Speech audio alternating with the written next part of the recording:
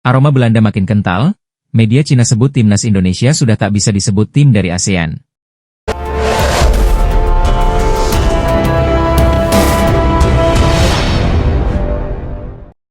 Media asal Cina menyebut timnas Indonesia sudah tidak layak disebut sebagai tim dari Asia Tenggara dengan banyaknya pemain naturalisasi. PSSI baru-baru ini mengumumkan daftar 32 pemain timnas Indonesia untuk pertandingan melawan Cina dan Jepang. Keduanya merupakan dua lawan terakhir skuad Garuda di grup C putaran ketiga kualifikasi Piala Dunia 2026 zona Asia. Menjelang pertandingan tersebut, media Cina 163 mewaspadai kekuatan Indonesia di bawah asuhan Patrick Kluivert. Media tersebut menyoroti kehadiran 19 pemain naturalisasi dalam daftar 32 pemain yang dipanggil ke tim Merah Putih. 163 meyakini para pemain naturalisasi yang mayoritas berkarier di Eropa akan menjadi hambatan besar bagi Cina. Oleh karena itu, 163 menilai akan sulit bagi Cina untuk mendapatkan poin di kandang Indonesia. Timnas Indonesia memanggil 19 pemain naturalisasi asal Belanda, tulis 163. Akan sulit bagi Cina untuk mendapatkan poin di kandang Indonesia, tambahnya. Di antara para pemain naturalisasi di skuad Garuda saat ini, hampir semuanya berasal dari Belanda. Kehadiran pemain-pemain dari negeri kincir angin membuat aroma Belanda semakin kental di timnas Indonesia. Terlebih jajaran kepelatihan juga sebagian besar dihuni oleh para profesional dari Belanda. Berkaca dari itu, 163 menyebut timnas Indonesia sudah tidak bisa disebut sebagai tim dari Asia Tenggara. Jika Anda melihat tim Indonesia, maka tidak bisa dianggap sebagai tim dari Asia Tenggara, tulis 163. Mereka lebih cocok dianggap sebagai tim asal Belanda. Timnas Indonesia saat ini melakukan naturalisasi dengan skala besar. Lanjutnya, target objektif mereka jelas, yakni lolos ke Piala Dunia. Mereka saat ini memiliki banyak pemain yang bermain di luar negeri dengan keahlian yang baik, paparnya. Sebenarnya sebelum itu Indonesia juga bukanlah tim yang mudah untuk dilawan. Tambahnya, mereka memiliki gaya bermain yang garang dan agresif, dan kini semakin sulit dengan sederet pemain naturalisasi. Terkadang kami saling meledek karena tidak tahu apakah kami akan melawan Belanda atau Indonesia, tegas media Cina itu. Jelang duel krusial antara timnas Indonesia versus Cina dalam lanjutan grup C kualifikasi Piala Dunia 2026 zona Asia, kekhawatiran menyelimuti media-media dari negeri tirai bambu.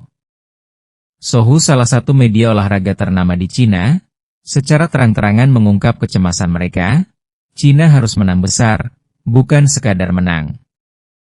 Laga penting ini akan digelar di Stadion Utama Gelora Bung Karno, SUGBK, Jakarta, pada Kamis, 5 Juni 2025 malam waktu Indonesia Barat. Kedua tim berada dalam situasi genting. Cina menghuni dasar klasemen dengan 6 poin, sedangkan Indonesia berada satu strip di atasnya dengan 9 poin. Menurut laporan Sohu, kemenangan atas Indonesia tak akan cukup bila hanya menang tipis. Yang jadi momok besar bagi Cina saat ini adalah selisih gol. Cina memiliki selisih gol terburuk di grup C, yakni 13, sedangkan Indonesia 6. Artinya, Cina tertinggal 7 gol dalam persaingan statistik ini.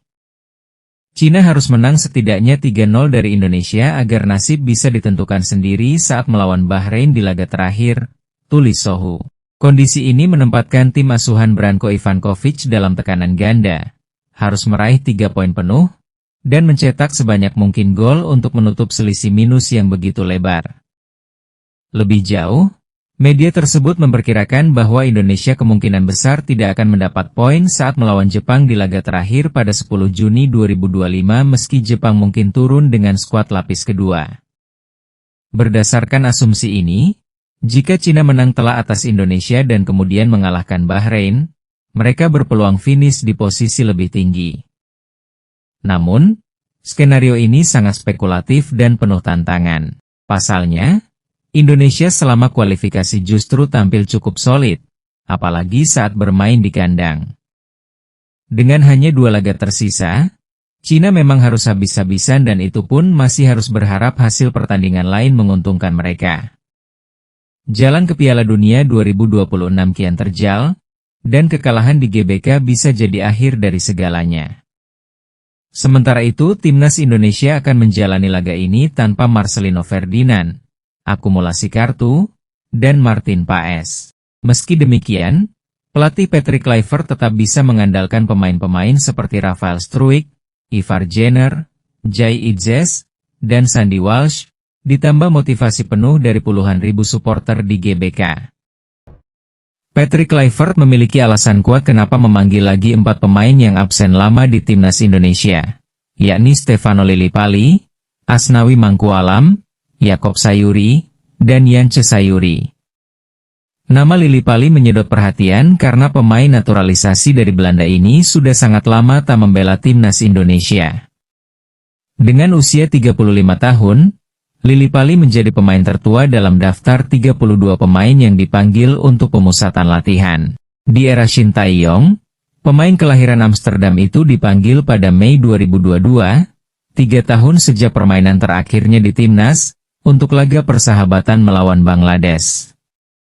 Dia dipanggil lagi untuk kualifikasi Piala Asia 2023 di Kuwait. Pada Maret 2023, Lillipali kembali diajak Shin Tae-yong menggantikan Egy Maulana Fikri yang cedera untuk 2 laga persahabatan melawan Burundi. Lillipali tak mendapatkan menit bermain yang dicukup selama timnas Indonesia dilatih Shin Tae-yong. Sekarang, pemain Borneo FC itu kembali dipercaya masuk ke daftar sementara skuad timnas Indonesia. Pemanggilan Stefano Lillipali ke skuad Garuda karena faktor permainannya yang bagus bersama Borneo FC di Liga 1 2024 hingga 2025. Ex-pemain Persija Jakarta itu sudah mencetak 5 gol dari 23 penampilannya bersama Pesut Etam. Ternyata, walau usia sudah tua, Lillipali masih produktif. Mengutip Kluivert, Ketua Badan Tim Nasional Sumarji mengungkapkan melalui Kompas TV, kalau untuk Stefano Lillipali, kita tahu bahwa permainannya di Borneo FC cukup baik, jadi kita harus mencobanya. Disebutkan, Kluivert penasaran dengan permainan Lillipali. Dia bisa menggantikan peran Ragnar Oratmangoen, yang tak dipanggil karena sedang terkena virus dalam 2 bulan terakhir. Di usianya yang segitu, Stefano Lillipali bisa mampu mempertahankan performanya. Ini merupakan penilaian dari tim pelatih timnas Indonesia untuk memanggilnya, jelas Sumarji. Mengenai Asnawi Mangkualam, pemain Port FC ini sempat tak diikutsertakan pada Maret 2025 saat timnas melawan Australia dan Bahrain. Ketika itu, Asnawi kalah saing dengan Kevin Dix, Sandy Walsh, dan Yakob Sayuri. Asnawi dipanggil karena Kevin Dix dikabarkan masih dalam pemulihan cedera. Apalagi Sandy Walsh juga baru saja cedera saat memperkuat Yokohama F. Marinos. Posisi Asnawi ini kan di bek kanan, lalu ada beberapa pemain yang juga berada di posisi itu. Tapi kembali lagi siapa yang nantinya dipilih, kata Sumarji. Selanjutnya ada Yakob dan Yance, yang dipanggil lagi karena tim pelatih terkesan melihat penampilan keduanya di Maluku United. Kedua pemain ini benar-benar menjadi pilar utama di Maluku United. Keduanya juga punya kelebihan dalam hal kecepatan, kekuatan, dan mampu membawa Maluku United bersaing di Liga 1 musim ini. Jadi, dari analisis dan beberapa pantauan, mereka layak dipanggil ke timnas Indonesia, jelas Sumarji. Pelatih Cina Branko Ivankovic memiliki pandangannya soal timnas Indonesia yang diperkuat pemain naturalisasi. Ivankovic menilai skuad timnas Indonesia tak memiliki fondasi kuat sejak lama. Akan tetapi ia menyoroti bahwa kehadiran pemain naturalisasi membuat timnas Indonesia susah dilawan. Pelatih asal Kroasia itu akan memberikan segalanya untuk menghadapi timnas Indonesia. Kami harus mengerahkan 100% upaya kami, kata Ivankovic dilansir dari Sohu yang dimuat pada 20 Mei 2025. Meskipun Indonesia tidak memiliki fondasi tim yang kuat secara tradisional, Susunan pemain yang dinaturalisasi membuatnya sulit untuk dihadapi, ujarnya. Sementara itu, pelatih timnas Indonesia telah mengumumkan 32 pemain untuk menghadapi Cina dan Jepang. Timnas Indonesia diperkuat sejumlah pemain keturunan yang dinaturalisasi. Dari 32 pemain itu, 19 diantaranya ialah pemain keturunan. Mereka ialah Martin Paes, Emil Audero, Justin Hubner, Mes Hilgers, Jai Idzes, Jordi Amat, Tom Haye, Ivar Jenner, Joey Pelupesi, Nathan Choyaon, Kevin Dix, Sandy Walsh, Eliano Rejders, Shane Patinama, Kelvin Verdong, Dean James, Stefano Lilliply, Ula Romeni, dan Rafael Struijk. Laga Timnas Indonesia versus Cina ini sangat penting bagi masing-masing tim untuk menjaga peluang lolos ke Piala Dunia 2026. Kemenangan dibutuhkan oleh kedua tim. Saat ini Timnas Indonesia berada di posisi keempat klasemen grup C dengan 9 poin. Cina di posisi paling bawah dengan 6 poin. Dua tim teratas akan lolos langsung ke Piala Dunia 2026. Tim yang finish di posisi ketiga dan keempat akan bermain di putaran 4 untuk memperebutkan sisa tiket. Menteri Pemuda dan Olahraga, Menpora, Dito Aryo Tejo baru-baru ini membongkar rencana uji coba Timnas Indonesia versus Uruguay. Dikatakan Dito Aryo Tejo, gagasan pertandingan uji coba tersebut diusulkan oleh Duta Besar Uruguay untuk Indonesia, yakni Cristina Gonzalez. Adapun pertandingan uji coba tersebut dalam rangka memperingati hubungan diplomatik Indonesia-Uruguay yang ke-60 tahun. Dito pun menyambut baik rencana uji coba tersebut karena dapat meningkatkan ranking FIFA. Kabar soal rencana uji coba Timnas Indonesia versus Uruguay ini diungkapkan Dito Aryo Tejo melalui unggahan Instagram pribadinya pada Selasa, 20 Mei 2025, malam waktu Indonesia Barat, courtesy meeting dengan Duta Besar, Dubes, Uruguay untuk Indonesia, Cristina Gonzalez untuk menggagas rencana pertandingan sepak bola persahabatan antara tim nasional, Timnas, kedua negara dalam rangka peringatan hubungan diplomatik ke-60 Indonesia-Uruguay pada 2026 mendatang, tulis Dito Aryo Tejo dalam unggahan Instagram. Istimewa karena kali ini ditemenin sama Dubesnya Pemuda dan Olahraga Indonesia Mas Dito Percusion. Soal sepak bola, Indonesia dan Uruguay memiliki sejarah hubungan keolahragaan melalui program pelatihan pesepak bola muda Indonesia. Program ini pun juga telah menelurkan para pesepak bola yang diantaranya memperkuat Timnas Indonesia pada masanya. Untuk itu, rencana pertandingan persahabatan ini pun tidak hanya sebagai simbolis 60 tahun yang bersejarah untuk hubungan diplomatik kita, tetapi juga sekaligus penguatan kerjasama olahraga kedua negara, jelasnya. Di kesempatan lain, Dito Aryo Tejo juga menyambut baik tawaran kerjasama yang diajukan Dubes Uruguay. Apalagi Uruguay merupakan salah satu negara sepak bola yang diminati masyarakat Indonesia. Rencana friendly match ini sangat bagus, ucap Dito Aryo Tejo dikutip dari laman Kemenpora. Nanti bisa dikomunikasikan dengan PSSI, untuk format terbaiknya seperti apa. Apakah melalui FIFA Matchday atau pertandingan persahabatan biasa? Karena kalau melalui FIFA Matchday, bisa berkontribusi pada peningkatan ranking FIFA untuk Indonesia, jelasnya. Diketahui, pertandingan uji coba Timnas Indonesia versus Uruguay ini bisa dijadikan kesempatan bagi skuad Garuda untuk meningkatkan ranking FIFA. Saat ini Timnas Indonesia berada di posisi 123 dunia dengan 1142,92 poin. Sedangkan Uruguay berada di peringkat 13 dunia 1679,49 poin.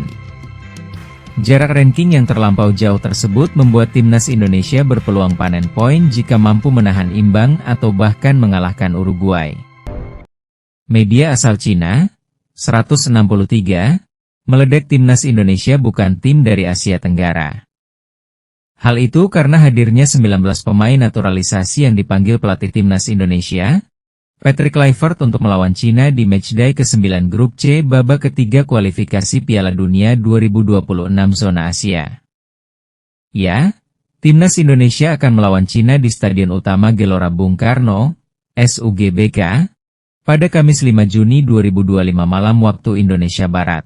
Demi memenangkan laga yang begitu krusial itu, Timnas Indonesia sudah memanggil 32 nama, di mana 19 diantaranya merupakan pemain naturalisasi. Dalam beberapa tahun terakhir PSSI memang gencar menaturalisasi sejumlah pemain keturunan, yang kebanyakan berasal dari Belanda. Jumlah pemain naturalisasi yang begitu banyak itu membuat media Cina sedikit khawatir. Media Cina itu bahkan tak menganggap lagi Timnas Indonesia bagian dari Asia Tenggara. Media 163 merasa skuad Garuda lebih layak disebut tim dari Belanda karena saking banyaknya pemain keturunan dari negeri kincir angin tersebut yang memperkuat Timnas Indonesia. Media 163 tahu alasan PSSI gencar menaturalisasi sejumlah pemain keturunan di Eropa. Salah satunya adalah berharap para pemain naturalisasi tersebut bisa membantu Garuda lolos ke Piala Dunia 2026. Melihat skuad Timnas Indonesia, maka Anda tidak bisa menganggap mereka sebagai tim dari Asia Tenggara. Mereka lebih layak disebut tim asal Belanda. Bunyi keterangan media Cina, 163, dikutip Selasa, 20 Mei 2025. Timnas Indonesia saat ini melakukan program naturalisasi besar-besaran. Target utama mereka jelas, yaitu lolos ke Piala Dunia 2026, tambah keterangan media asal Cina tersebut. Wajar memang jika media Cina sampai kaget melihat skuad Garuda untuk melawan tim Dragons, julukan Timnas Cina, pada Juni nanti. Bisa dikatakan hampir setengah lebih skuad yang dipanggil untuk menjalani pemusatan latihan, TC, di Bali untuk melawan Cina dan Jepang merupakan pemain hasil naturalisasi. Namun, upaya PSSI itu sejauh ini berjalan sesuai arah karena kans Garuda ke Piala Dunia 2026 masih terbuka lebar. Baik itu via dua tim terbaik, lolos langsung ke Piala Dunia 2026, atau melalui jalur peringkat ketiga atau keempat di Grup C, lanjut ke putaran keempat. Saat ini, Timnas Indonesia bertengger di peringkat keempat dengan 9 poin, beda satu angka saja dari Arab Saudi di posisi ketiga, dan tertinggal 4 poin dari Australia yang menempati urutan kedua.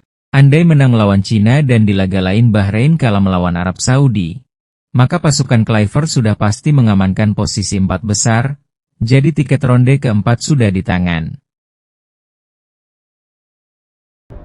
Media Cina mengungkapkan 3 alasan kuat mengapa Timnas Indonesia bakal sulit dikalahkan oleh Cina dalam laga penting di Stadion Utama Gelora Bung Karno. Pertandingan ini sangat krusial karena Indonesia butuh kemenangan agar rasa lolos ke Piala Dunia 2026 tetap hidup, sedangkan Cina harus menang demi menjaga peluang mereka. Media Cina menilai bukan hanya dukungan supporter yang membuat Indonesia kuat, tapi ada faktor lain yang membuat skuad Garuda menjadi lawan berat. Alasan pertama adalah banyaknya pemain naturalisasi yang dipanggil oleh pelatih Patrick Kluivert, yakni 19 dari total 32 pemain. Jumlah ini lebih banyak dibandingkan saat Indonesia menghadapi Australia dan Bahrain sebelumnya. Media Cina menilai pemain naturalisasi ini sangat berpengaruh karena sudah berpengalaman dan mampu menaikkan kualitas skuad. Ditambah lagi, Timnas Indonesia menjalani pemusatan latihan lebih awal, yang memberi waktu lebih banyak untuk mengasah taktik dan koordinasi antar pemain. Alasan kedua adalah kesiapan tim pelatih yang lebih matang dalam memilih pemain, terutama untuk menggantikan posisi penting seperti penjaga gawang. Marten Pas dan Marcelino Ferdinand absen karena akumulasi kartu kuning, sehingga Kluivert memanggil 5 kiper sekaligus, termasuk Emil Audero yang berpengalaman di Liga Italia dan beberapa wajah baru.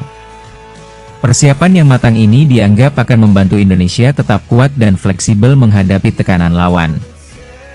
Alasan ketiga berasal dari adanya tambahan pemain baru di skuad Timnas Indonesia yang belum pernah tampil saat laga pertama melawan Cina. Media Cina bahkan menyebut lemparan ke dalam khas Pratama Arhan sebagai lemparan granat yang mematikan, karena mampu mengubah jalannya pertandingan. Kehadiran pemain baru ini membuat Cina sulit membaca permainan Indonesia, sehingga laga nanti diprediksi berjalan sengit dan tidak mudah bagi Cina untuk menang.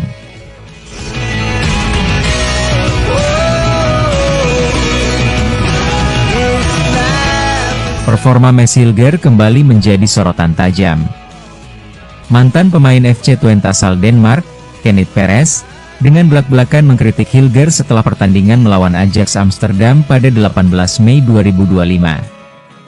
Perez menyebut Hilger sebagai penyebab gol yang membuat Twente kalah 0-2, bahkan menyebutnya dengan kata-kata pedas yang langsung jadi perbincangan publik.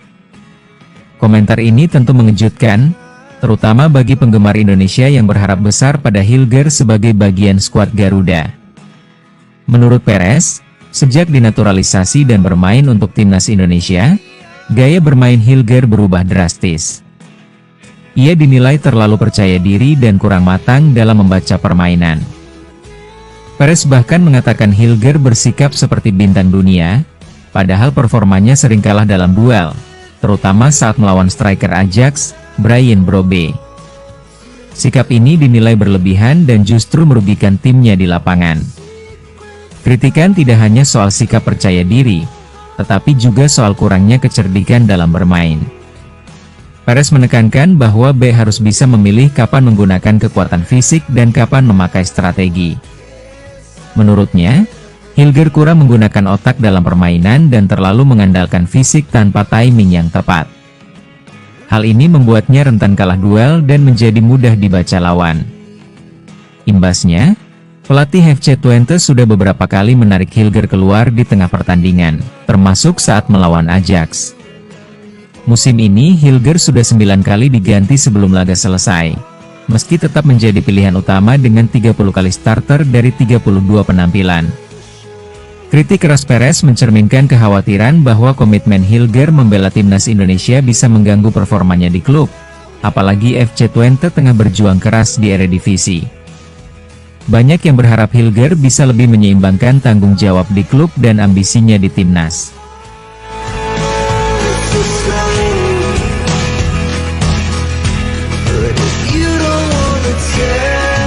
Ramadan Sananta kini resmi bergabung dengan klub DPMM FC asal Brunei Darussalam untuk musim kompetisi 2025 hingga 2026. Pengumuman resmi ini disampaikan oleh pihak DPMM FC pada Senin, 19 Mei 2025. Pemain muda berbakat timnas Indonesia ini direkrut untuk mengisi kuota pemain ASEAN yang dimiliki klub tersebut. Keputusan Ramadan untuk bergabung dengan DPMM FC cukup menarik karena sebelumnya ia sempat mendapatkan beberapa tawaran dari klub besar Indonesia, termasuk Persija Jakarta. DPMM FC menjelaskan bahwa Ramadan Sananta menjadi prioritas utama mereka meskipun ada opsi lain yang tersedia. Pemain berusia 22 tahun ini akan membawa kualitas dan pengalaman berharga bagi tim DPMM yang berlaga di Liga Super Malaysia mulai Agustus 2025. Liga Super Malaysia musim depan akan menjadi tantangan baru bagi Sananta karena klubnya tidak hanya berlaga di Liga, tapi juga akan menjalani semifinal Piala Singapura pada Mei 2025. Kesepakatan ini menunjukkan betapa DPMM FC serius untuk memperkuat skuad mereka dengan pemain-pemain potensial dari kawasan ASEAN. Sebelumnya, Ramadan Sananta memang sudah menjadi salah satu penyerang muda paling menjanjikan di Indonesia.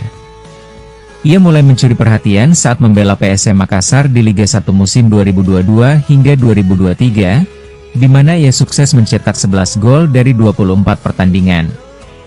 Performanya yang cemerlang ini membuat sejumlah klub luar negeri meliriknya, termasuk klub dari Asia Timur yang diduga berasal dari Jepang. Namun, Ramadan memilih untuk menolak tawaran tersebut karena ingin fokus memperkuat klubnya saat itu, Persis Solo, hingga kontraknya selesai pada Mei 2025. Keputusan Ramadan untuk menerima tawaran dari klub Brunei Darussalam juga menjadi langkah strategis untuk mengembangkan karirnya di kancah internasional. Bermain di Liga Super Malaysia memungkinkan ia mendapatkan pengalaman berbeda dan tantangan baru dibandingkan terus bermain di kompetisi Indonesia.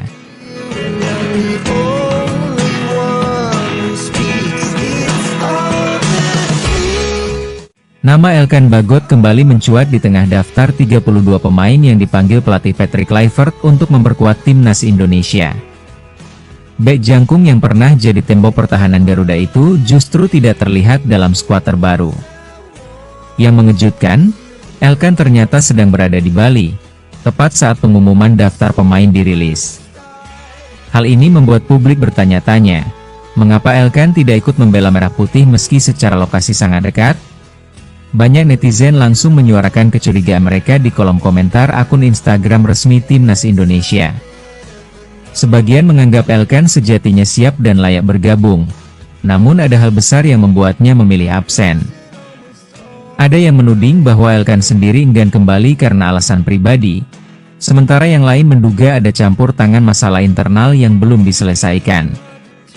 Dugaan pun meluas, mulai dari persoalan teknis, komunikasi, hingga hubungan yang belum membaik dengan pihak federasi. Salah satu isu yang mencuat adalah dugaan ketegangan masa lalu antara Elkan dan mantan pelatih Timnas, Sintayong. Meski Sin sudah tidak lagi melatih, sisa polemik itu diyakini masih berdampak pada relasi Elkan dengan lingkungan tim nasional. Banyak yang percaya bahwa konflik lama ini belum sepenuhnya diselesaikan secara terbuka, sehingga membuat pemain sekelas Elkan masih merasa ragu untuk kembali mengenakan seragam merah putih.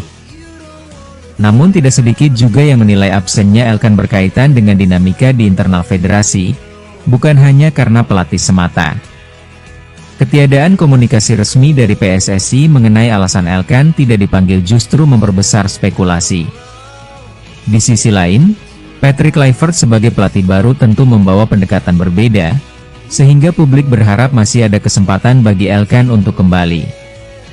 Tapi hingga saat ini, kehadirannya di Bali tanpa aktivitas bersama Timnas masih menyisakan tanda tanya besar.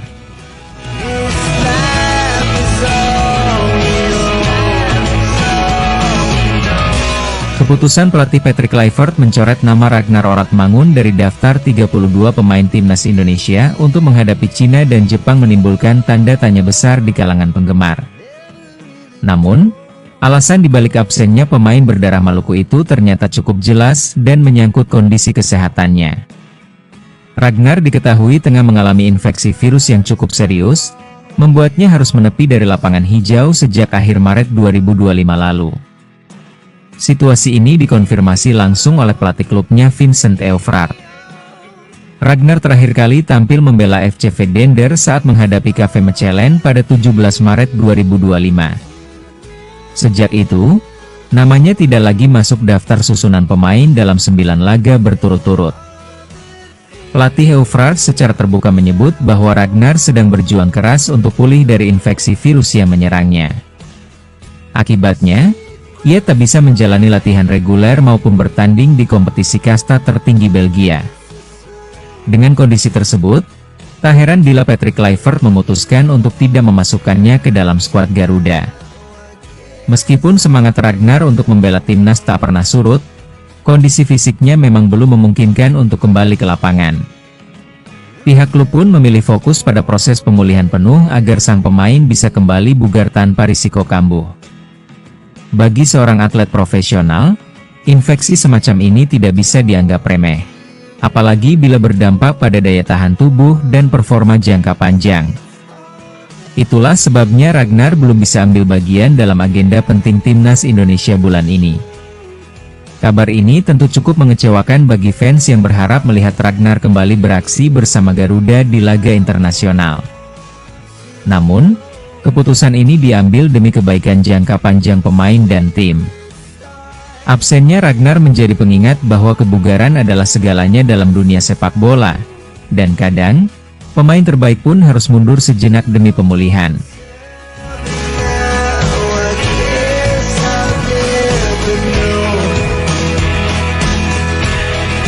Patrick Kluivert baru saja memanggil 32 pemain ke dalam skuad Timnas Indonesia, dan belum lama setelahnya, ia langsung mendapat kabar menggembirakan. Emil Audero kini dipastikan bisa bergabung ke timnas untuk laga melawan Cina. Sebelumnya, posisi kiper utama diragukan karena Marten Pas harus absen akibat akumulasi kartu kuning saat laga sebelumnya. Kondisi Emil sempat bikin cemas karena Palermo sedang berlaga di babak playoff promosi Serie A. Jika Palermo lolos sampai final, Maka Emil terpaksa bertahan di klub hingga 2 Juni 2025 dan besar kemungkinan absen bela Garuda. Namun, Palermo justru tersingkir lebih awal usai kalah 0-1 dari Juve Stabia. Kekalahan ini mengakhiri harapan klub untuk promosi, sekaligus membuka jalan bagi Emil untuk segera bergabung dengan timnas. Kegagalan Palermo jadi berkah tersendiri bagi timnas Indonesia. Emil Audero tidak hanya bebas dari jadwal klub, tetapi juga akan segera dilepas karena ia akan kembali ke klub pemiliknya, Como. Dengan status tersebut, ia berpotensi langsung terbang ke Bali dan mengikuti pemusatan latihan timnas yang dimulai pada 26 Mei 2025. Situasi ini membuat peluang Emil menggantikan Marten Pas di bawah Mister Garuda semakin besar dan realistis. Bagi Patrick Kluivert, ini jelas jadi keuntungan besar. Ia tak perlu terlalu pusing mencari alternatif kiper sekelas Marten Pas, karena Emil Audero memiliki pengalaman bermain di level tertinggi Liga Italia. Kehadirannya bisa menjadi kunci untuk menjaga lini pertahanan Indonesia saat menghadapi tim kuat seperti Cina. Kombinasi pengalaman dan waktu persiapan yang cukup memberi harapan besar bagi skuad Garuda di laga penting.